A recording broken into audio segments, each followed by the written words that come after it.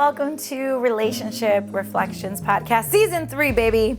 I am Rosado. Today's episode is going to be unique in a sense of I've obviously kind of been offline for a little bit for the podcast. So for those of you who've been a part, you've seen Season 1, Season 2, and then now we're starting Season 3.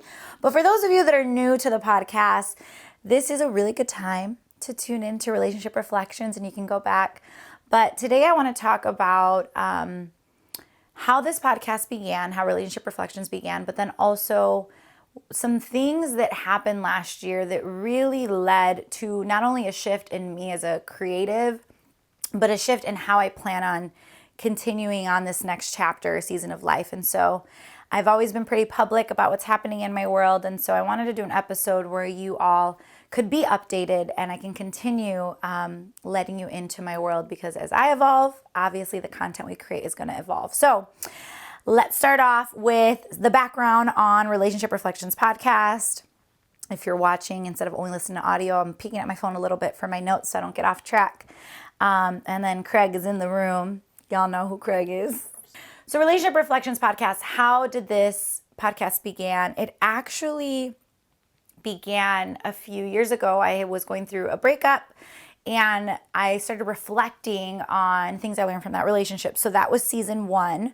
But Season 2, I not only wanted to reflect, I really wanted to learn what does it take to be in a successful relationship. So I interviewed couples, I asked some questions, and then we had some fun kind of one-off episodes just relating to relationships. But this season, Season 3, the way I have evolved, I really have seen that healthy relationships come from a healthy relationship with yourself. But part of being healthy within oneself, sometimes there's catalytic things that happen that lead to you self-reflecting or being put in, like, I'm going to say I had dramatic situations or changes that propelled me to take larger risk and career shifts, which led to a difference in who I am. So that's a little deep, but that's what I'm going to talk about, is that the most important relationship I've learned is not only, yes, with God, but like with yourself. And there is a total scripture, I'm going to go there because that's who I am, Matthew 22, that talks about how, like, love the Lord God with all your heart, with all your soul, with all your mind. This is the first and greatest commandment. And then second is to love your neighbor as yourself.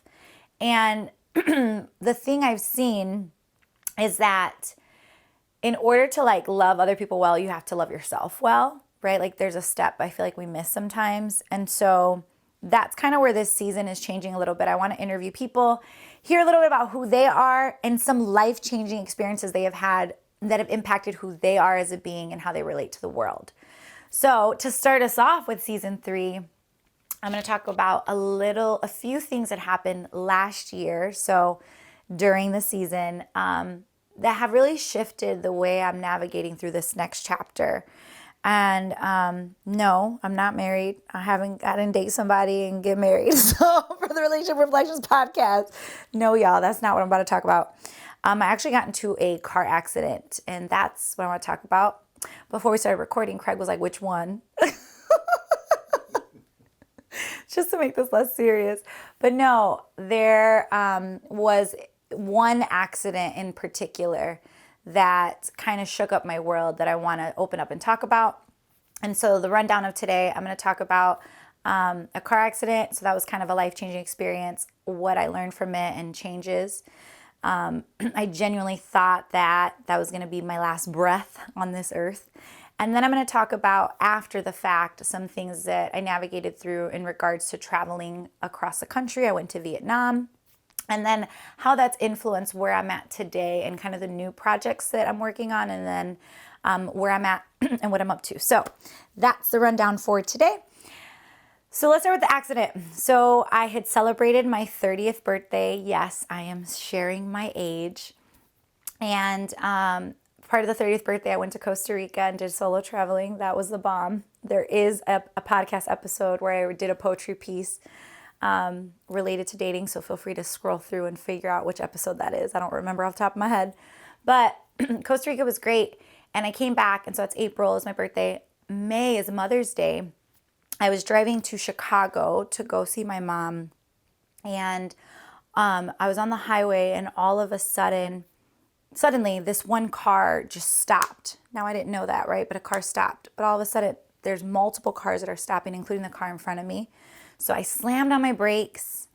I'm in my white Nissan. It's a car, Nissan Altima. I slam on my brakes. I don't hit the car in front of me. So I'm like, there's an exhale, like, thank God. Like I almost got into an accident. Now it's 4 lanes on the highway and 1 off ramp. And I am like 2 lanes away from the off ramp, right? So I'm right in the middle. We're right in the middle of the highway. So I slam on my brakes, but there's obviously cars in each lane. And all of a sudden I get rear-ended. Boom. And I look in my rearview mirror and I'm like, oh, but then I get rear-ended again. Boom. And you feel the impact in your car, like boom, boom. And I'm staring in my rearview mirror, and so many things, if you've ever been in a car accident before, so your thoughts move so quickly. So I was in my car, and the first one, you're like, oh my goodness. But when the second one hits, you're like, oh my goodness, I think I'm going to die here. And that sounds dramatic, but I'm in a pile up and I'm getting rear-ended. And there's a thoughts in your mind. I'm like, do I get out of my car? Do I sprint out? But I'm obviously in multiple lane. Like I'm in the middle lane. If you get out of your car, I feel like that's even more dangerous, right? And so truthfully, I looked in my rearview mirror and I actually, believe it or not, I thanked God. I said, God, thank you for my 30 years of life. This is it. Now, something I haven't really shared is that I actually have always had this big fear of dying in a car accident. And by the way I drive, you wouldn't believe it. No, but really, like... Like, does your life flash before your eyes every time you get in a car accident? That's a really good question. Because I have no idea how many you've been in. I've only been in 3. All last year? They were all in the same year. I don't know how my insurance company didn't drop me. But none of them were my fault. Like, granted, right? None of them were my fault. Right. But I had a fear of dying in a car accident. The weird thing is I told someone I was on the phone with the night before that was like my biggest fear. So no, my life doesn't flash before my eyes, but in that accident, totally. I actually was like, I'm going to die here. Because the impact of those hits were powerful. I mean, we were on the highway. I'm getting slammed at 60, 70 miles per hour. So in my car, this is what's interesting, because later on, you get the police report and you see what kind of model and make each driver has. I was like the car. Everyone else were SUVs. So I think my little car was getting crushed. And I know that because I felt it. I felt that impact. So anyway, I get slammed.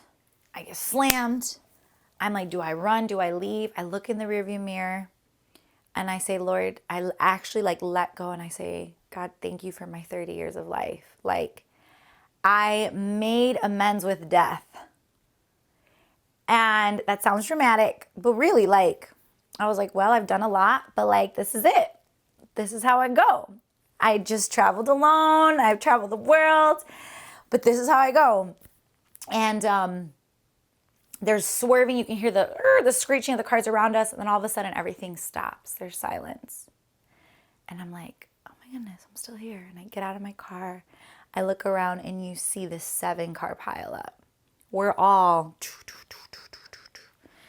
And the woman in the back, her airbags were majorly deployed. I was like, are you okay, ma'am? And I start calling police. I'm like, I don't even know where I'm at. I'm like, I'm staring at the UIC hospital, I think. I don't know what highway this is. They're asking all these questions. I'm like, I don't even know where I'm at. Anyway, police come, medics, they block off the roads. They take us off. But at the time, I'm in shock, and I still go to be with my family. But the aftermath, you are in self-reflection mode, right? And I remember I still had to conquer fears. I still had to drive myself back from Chicago to Michigan. So I had to get a car rental. I had to go back and visit my car that was towed and totaled to get my things out of my trunk, which is totally smashed. You can't even open the trunk. So I'm putting my hand in a smashed trunk to get some of my boots and my clothes and whatever notebooks are in the trunk of my car. I literally had snacks and drinks. So when we were at the accident, drinks as in like bubbly water. Like I'm like, does anybody want Cheetos and Doritos? I'm like that girl at this accident. But yeah, it's pretty dramatic and traumatic. When I came back to Michigan, and when that happens, you have anxiety, but you really don't. I don't think there's a lot of moments in your life where you really reflect on what would life look like without you. Like, I'm obviously somebody who's builds a lot of things and enjoys that. Like, I was hosting open mics in Lansing, I had the podcast. I'm always creating things and having a good time. But what happens if you're gone, right? I had a marketing company too. I was like, okay, if I'm gone, is this marketing company sustainable? I was doing programs in schools with kids. If I'm gone, is there somebody to still continue this program if without me? For the poetry open mics, do I have somebody taking my spot? And I had this like real reassessment of like what's important. Like you can build a lot of things, but really what is a legacy and what stays when we're gone? And so I get back to Michigan. I'm like really processing a lot. And that doesn't even talk about the physical journey. Like I saw a chiropractor. I remember I was doing a podcast episode, like not my recording. I was behind the scenes helping a client of ours. I remember sitting there and the whole room started spinning like vertigo. And I was sitting there and I was thinking, I think I'm going to pass out in the middle of this podcast. This is after the accident. I had only seen the chiropractor once. We did x-rays. So I still really didn't know like what the side effects were going to be after this accident. But I'm literally sitting there and I was like, I think I'm going to pass out. And so I remember waiting for this episode to end. And then when we were done, I stood up and I like told the person next to me on my team, I was like, hey, I think you can do the next episode by yourself. Like, I need to leave. And I started texting somebody to pick me up and drive me because I was like, I don't think I can drive. And luckily the client that we were working with was like, go lay down in my office. Are you okay? And I like shared, I was like, the whole room's spinning. Like, I'm not okay. And later on we found out when I was doing my x-rays that I had injured like this part of my neck. Like C4 or something in my neck. And that was creating like an injury in my spine. And that's true because then I started not being able to feel the left side of my body. Like it would tingle or hurt. There was pain every time I stepped on my foot. Like there was a shooting pain from my neck to my leg. So I started going to the chiropractor for like 8 weeks. I had to go 3 times a week, y'all, which is some major dedication. And so I'm getting my health back. But I'm also, so not only am I recovering physically, like I have been Miss Wonder Woman trying to do whatever I want, whenever I want, physical, working out, like limitless. I barely sleep. To my body is hurting. I can't just work out whenever I want. I don't even feel well just working. Like I don't feel like myself, let alone I have anxiety every time I drive. And I have this like, my mind is like, oh my goodness, I'm still alive. I almost died. But the world is still normal and nobody knows. Like no one knows that my mind is like in high alert and in anxiety. And during this time frame, I ended up picking up another therapist or life coach. She's incredible. If you ever need any help, comment below. I'll connect you with her. But she wanted me to like re-navigate through that space. And I realized that I had been living my life, achieving a lot, but still not really knowing what was important to me. And so this was a moment where all of the suppression or like, I'm achieving to be enough was like, finally like, am I enough? Like, am I enough? Is my life enough? Even if I achieve nothing else. And so, which leads to like, what I want to talk about. I reflected on all the things I had done, and the thing that was the most important to me that brought tears to my eyes, that I was like, if I left this earth, I would be so heartbroken that there wasn't something sustainable, was working with kids in school.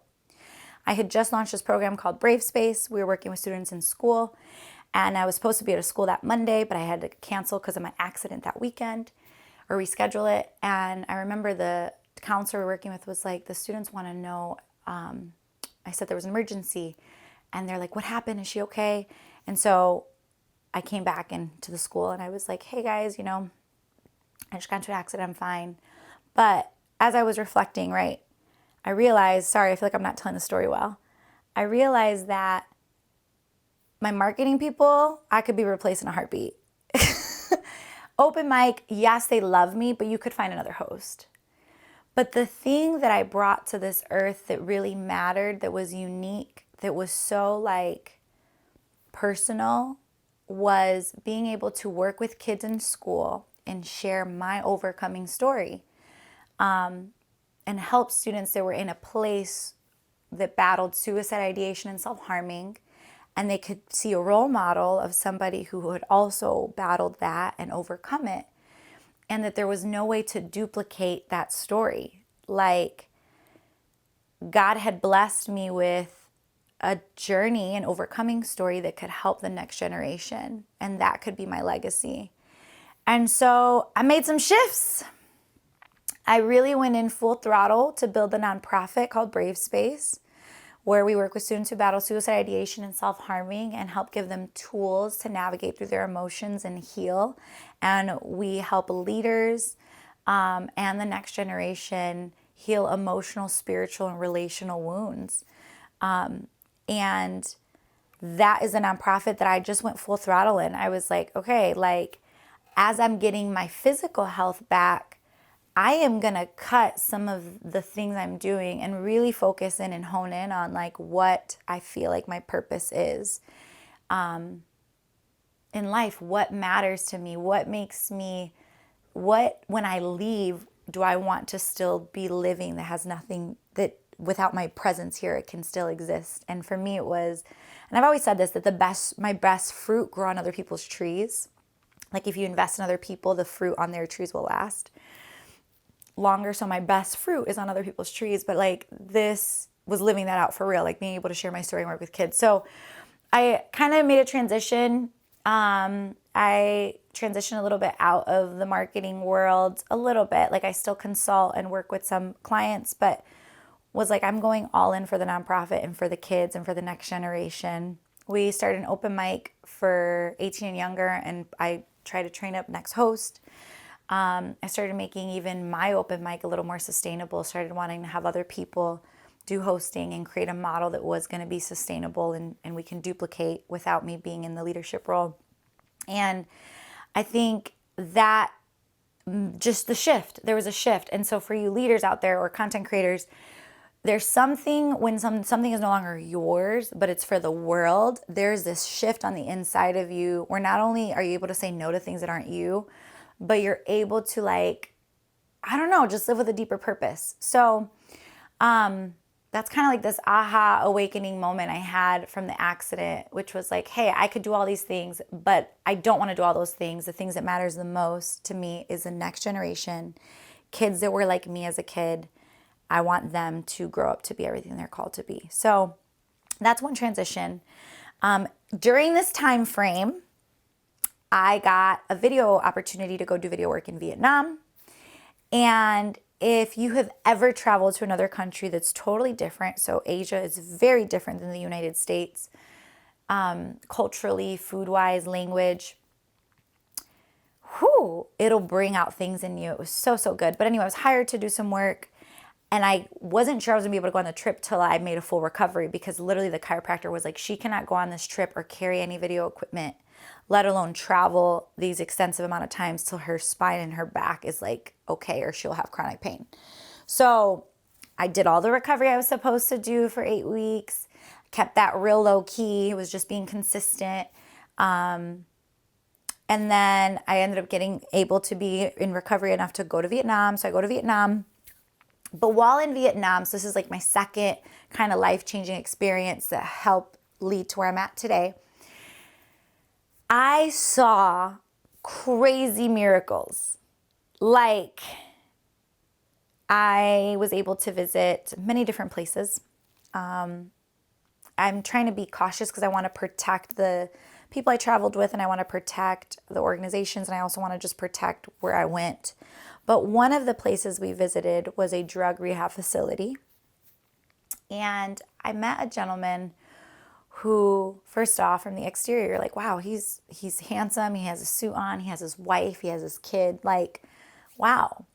But he had shared his story about being addicted to heroin and so many other drugs, and showed me a photo of him being so frail and so thin. He didn't even look human. He looked like a skeleton with skin. And he shared how, and by the way, in Vietnam, like, there actually was similar to certain areas where you see a lot of drugs outside in the streets. There were just certain spaces we visited where it's very obvious people are out there doing drugs, and you feel it and you see it, and there's no shame in it, right? There's addiction, just like other places in the world. But he was sharing that he was addicted to so many things. He had lost so many things in his life, his family, like now he was in the hospital and they were like, you're going to die. And that he had legitimately prayed, like, I don't know if you're real, but if you, God, save me, like, I will change my life. Long story short, I'm meeting this gentleman, and now he had multiple drug rehab facilities. He had a family. He looked great, but I got to go to graduations of addicts who, like, had already done 2 years of recovery. So they were graduating from a 2-year program of sobriety. And I have a background of working with some people in active recovery in Michigan in small group settings. And I have so many friends who have incredible stories, and I've been so blessed to walk alongside of them. But to go to another country and see that their statistics, even their success rate, was just so much more higher. Like, the people that were going through his program, the success rate was just so high in comparison to the rehab facilities we had here in the States. But then the things I was seeing as I was interacting with people, and like, I feel like there's so many stories I can't even get into, but I had just seen so many crazy stories, and his story really did, like, I'm like, you're alive and living color, and your healing sparked all these different rehab facilities. He said to the point that police officers, when they were arresting people, they would drop them off at this facility. Different facilities he had. But it just made me think about what's important in this world, right? And I was so inspired by this one gentleman's story, and there's so many other stories because there's so many people I traveled with. But his story that I feel safe enough to share, right, for his safety. But his story, I was just like, what it looks like to be influential is different than maybe what I thought. So influence isn't just like being popular and being well known and famous, like having so many viewers and followers. Being influential is literally, he's changing 10 men's lives at a time, men and women's, children. I asked what was the youngest person had been in his drug rehab facility. He said 7 years old, already addicted to things, right? Because of the way that child was born, the lifestyle that child was born into. So being able to see that this man was changing tens, hundreds of people's lives, that's impact. That's influence. That's a legacy. That's the fruit of your life growing other people's trees.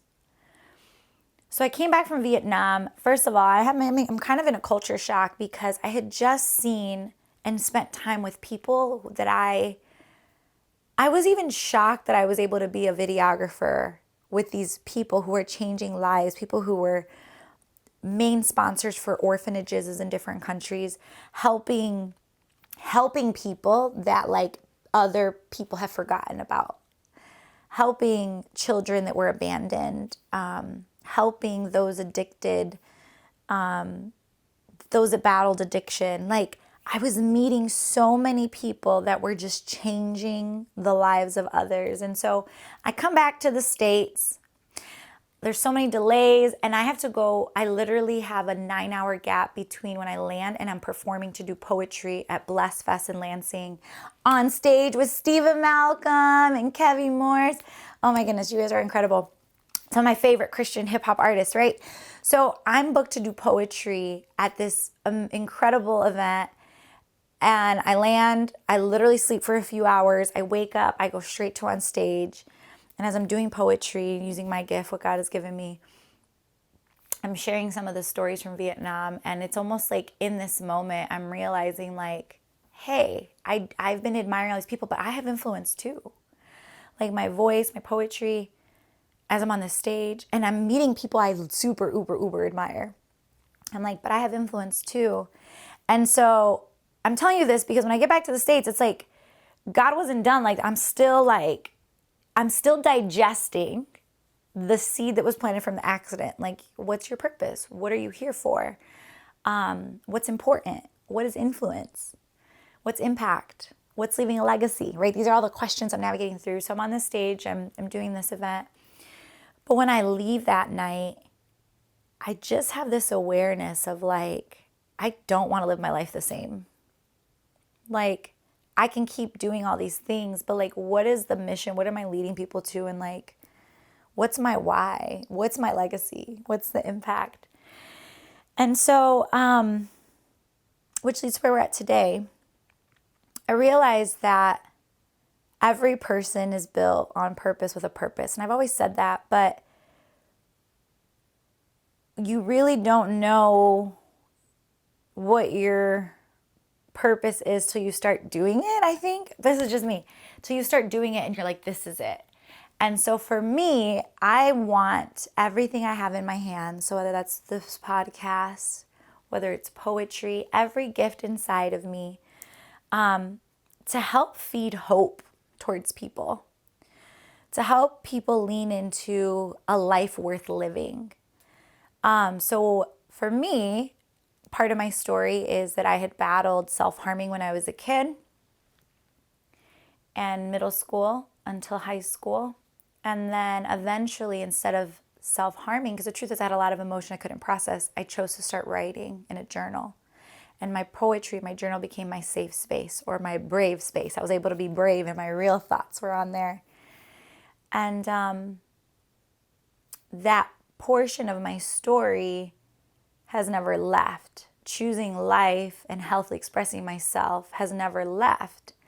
But I didn't realize it was such an important tool till I started thinking about how that's the gift or that I can give to others when they feel like life isn't worth living. And so my goal now as I create content is to help people feel inspired to keep living and to help people feel inspired to have hope and to keep going when sometimes life, problems, grief, experiences lead us to have hopelessness. And the people group I feel called to in terms of the kids in schools is the next generation, are the kids that were battling the same things I was battling. But also anybody needs hope at any time. So that is kind of the evolution of the stuff I've been doing. Like relationships with people do matter, right? But I think for a long time I was trying to like date somebody and build this family. But I think for now I'm just like, hey, what do I have in the palm of my hands? How can I influence people? And hopefully as I jog towards the purpose that is for me, somebody else will jog along and boom, we can do it together. So what I'm saying is that a lot of the content I'm doing, a lot of who I'm becoming is being more refined in what impact can I leave to serve others, not what I can get or what kind of partner I want. And I think part of loving others well is knowing why you're here because you're so filled up. And as you do those things, like, I don't know, you're just different. So I come back from Vietnam. I just shared with you guys this aha moment. I'm realizing, okay, I want to live my life to help deliver hope in whatever facet I have.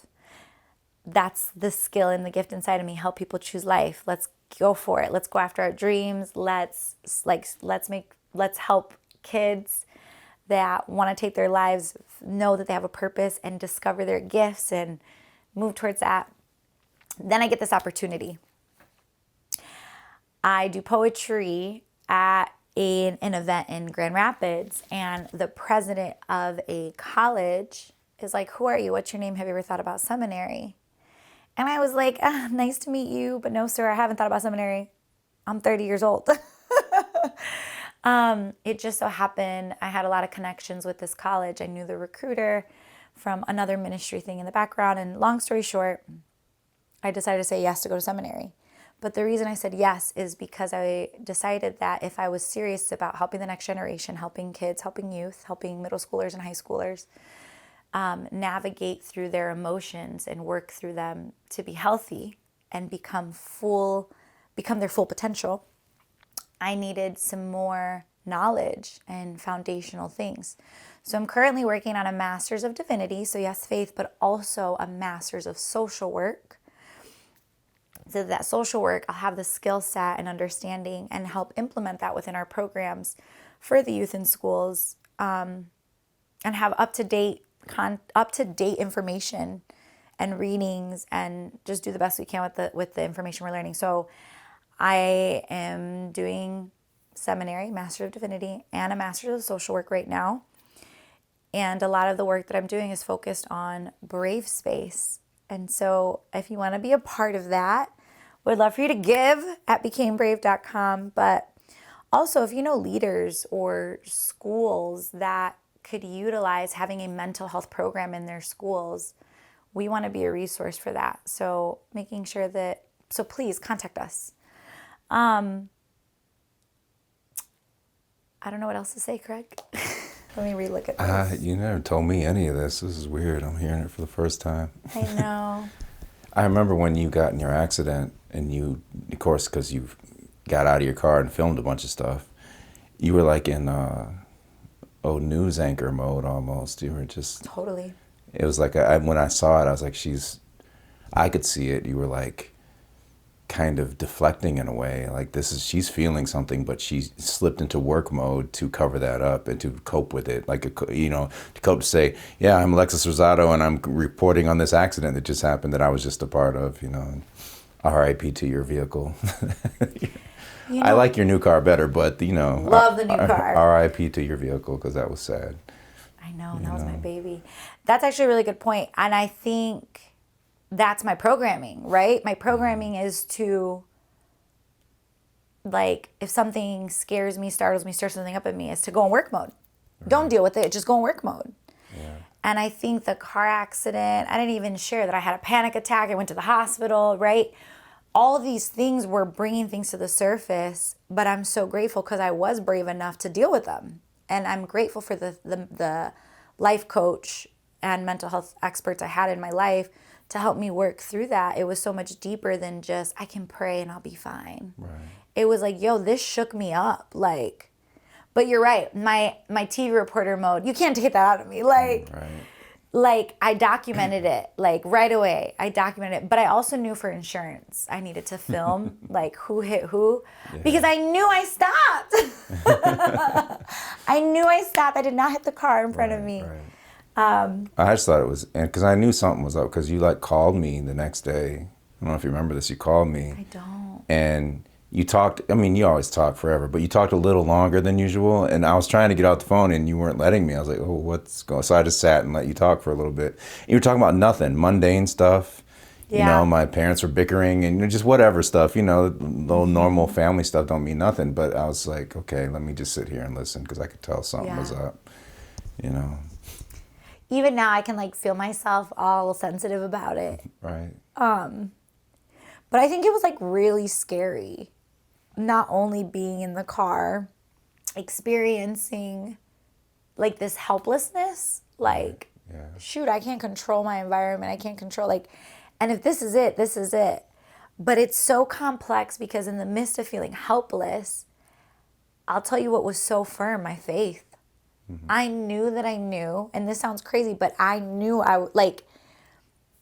this isn't everybody's story, but my story, I was like, okay, God, then I'm done. I knew I was that sounds arrogant to be I know I'm going to heaven, but I was my faith, okay, thank you for it was a thank you for my 30 years. So it went from fear and helplessness and to okay, I surrender. This moment of yo, okay, and I'm ready.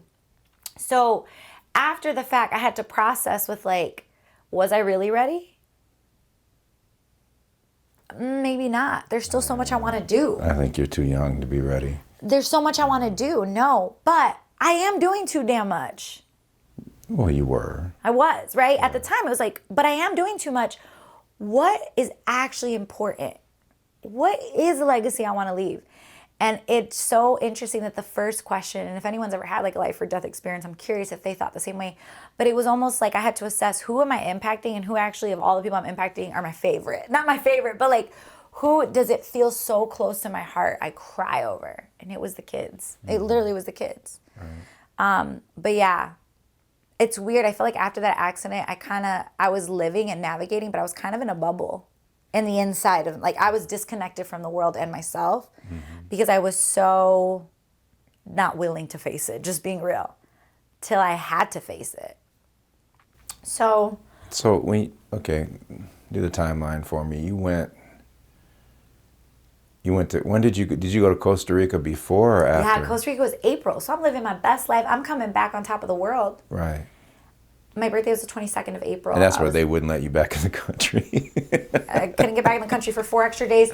So I came back, honestly, like very early May. Right. And Mother's Day is what, May 14th? So I'd only been in the States, again, for like 2 weeks. Yeah. So this is my second week of being here. And I get into an accident. And I have this neck injury that seems like, because I'm still trying to work and function, but I know I can't work out and I feel dizzy and I have a pounding headache that wouldn't leave. And I knew every time I walked, I wasn't wearing heels, I was wearing gym shoes a lot.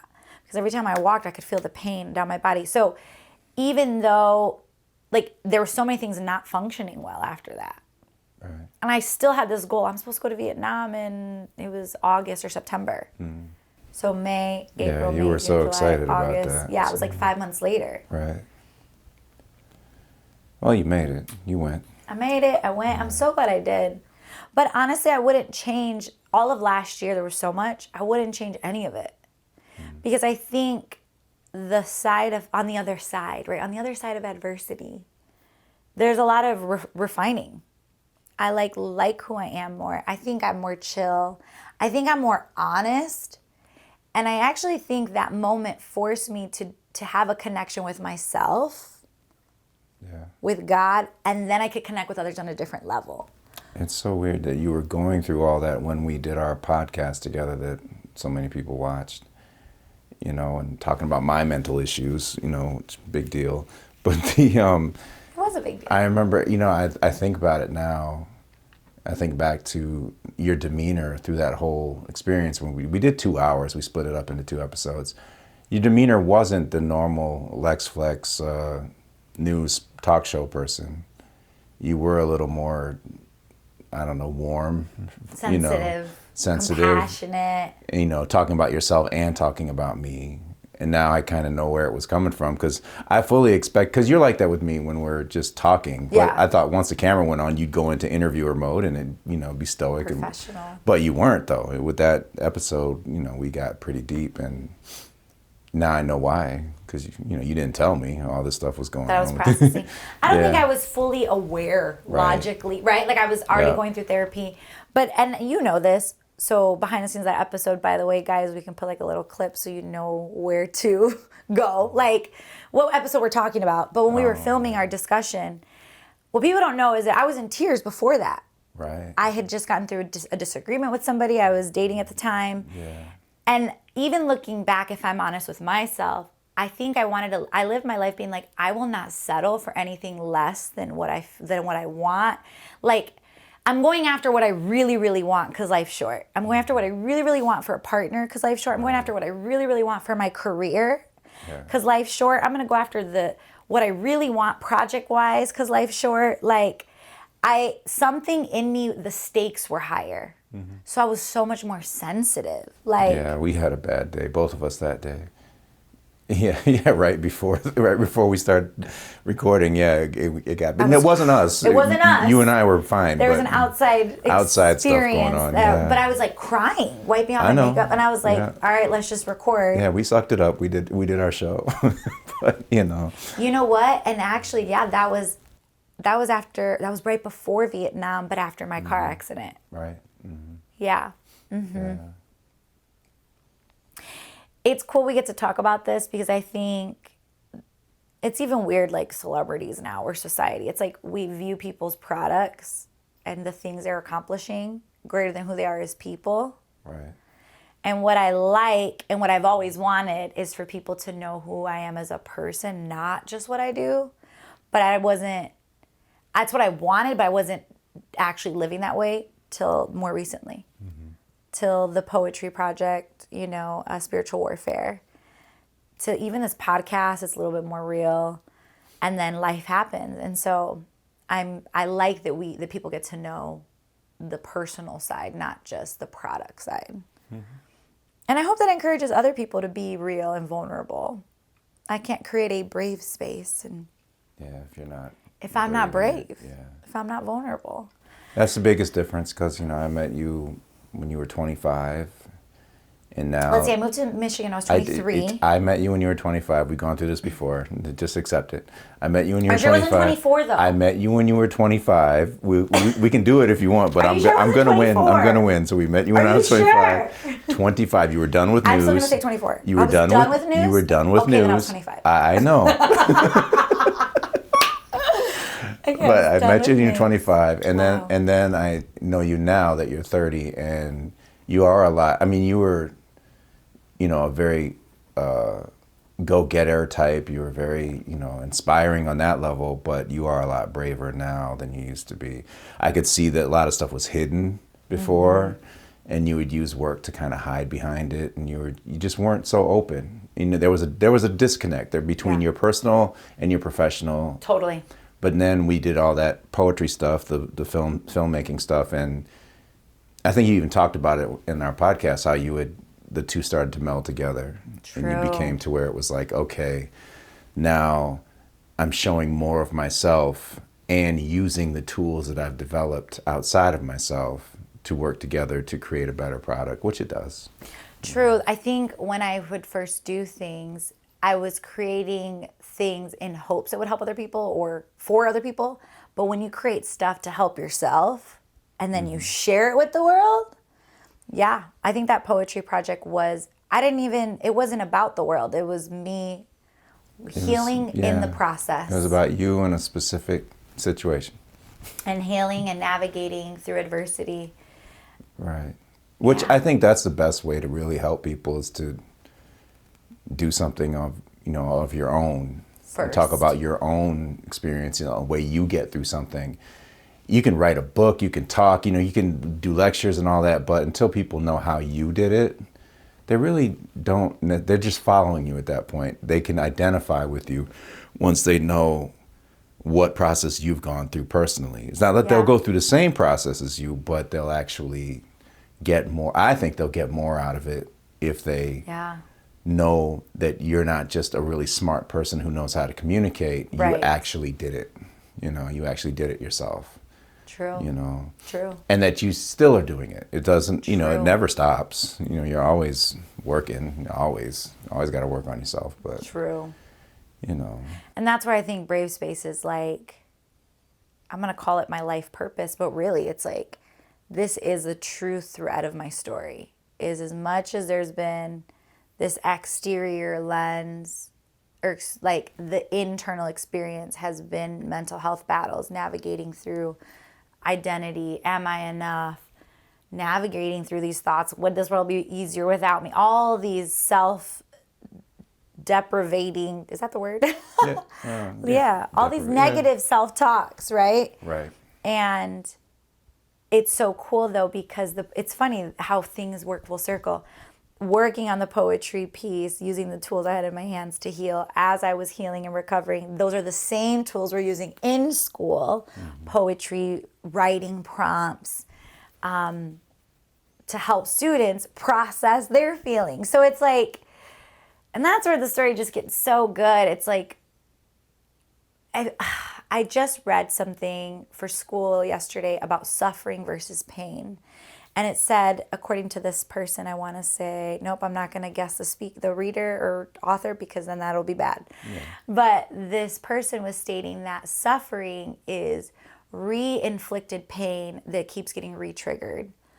And pain is having a metabolizing a moment that happened, understanding why, and then getting over it. So the hard piece is, instead of having this constant, did I explain that well? Instead of having this constant suffering, I'm re-triggered, pain, pain, pain. The challenge is to navigate from suffering to believing that I can metabolize this pain. That person didn't mean to do that to me. That system was built years ago. Like some people are for me, whatever it is, right? Metabolizing the suffering to make it a moment in pain, and then going forward, that's the only way we heal. And this article really that I was reading, it was like, I believe that now. Like I found a way to metabolize things that had happened, transition it from suffering to pain to an overcoming story. And there's so many statistics that we don't address this enough. But how come there's people that navigate through pain and suffering and they become so resilient that there's actually this upswing of just major resilience? Like those people are like super resilient. The last interview we had is a perfect example, right? But like there's an upswing of resilience. How come some people, when challenges and adversity come, they become more resilient and stronger and more empowered, and like it doesn't matter what hurdle comes, they know how to jump hurdles. But there's other people that there's the crossroads and it becomes a downward spiral. And I think for me, I'm so grateful because I had people in my corner. I had tools in my hands that I was using: poetry, writing, therapy, music, open mics, creative outlets, to help me overcome adversity, overcome pain, transition from this, I'm just going to say it, this victim mindset, inferior mindset to suffering, and navigate to, I can digest this, make it pain, and then become an overcomer. And I'm so grateful for the adversity now, because the trials and tribulations built a really resilient woman who knows how to overcome. And now you're right, I get to teach that. Like I get to share that with other people. So it's interesting because in this season, I want to share everything I know, but I'm still processing things and I'm still growing.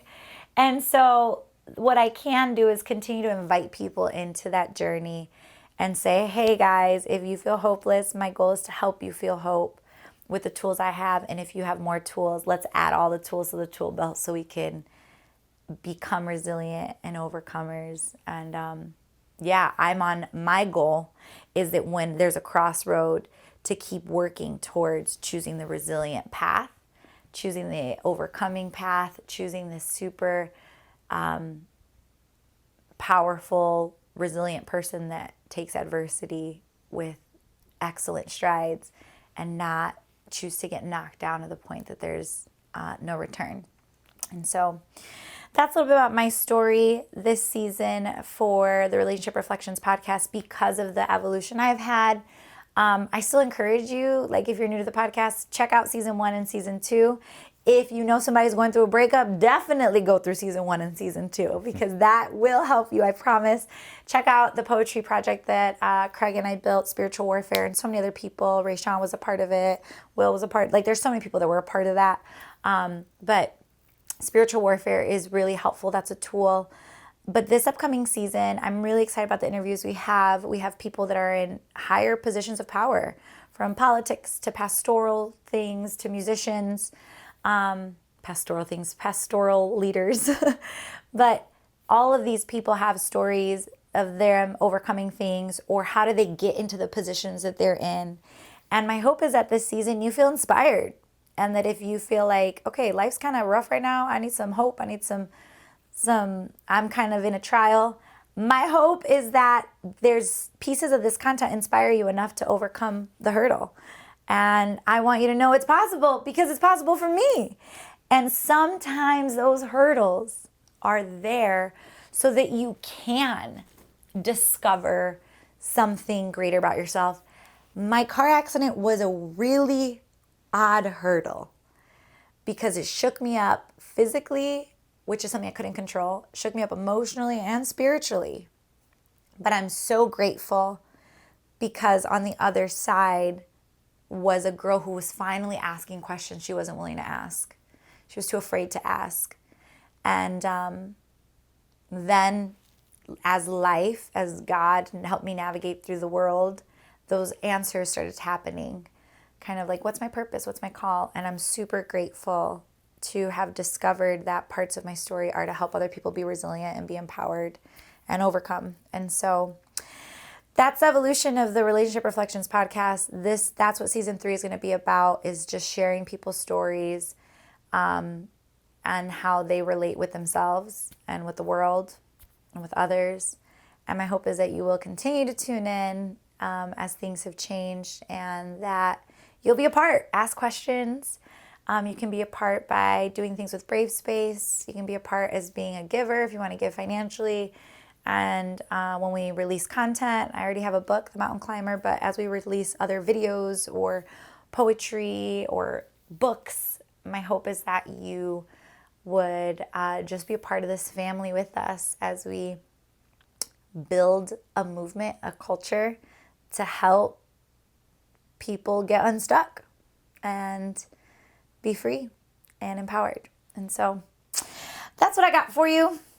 Craig, is there any questions you have? Anything I didn't say to help us close out? No, you've talked long enough. It's time to end it now. And on that note, Toodles, we love you. I love you. Craig will think about it, but one day we'll make him a believer. Thanks for tuning in, guys. Peace out.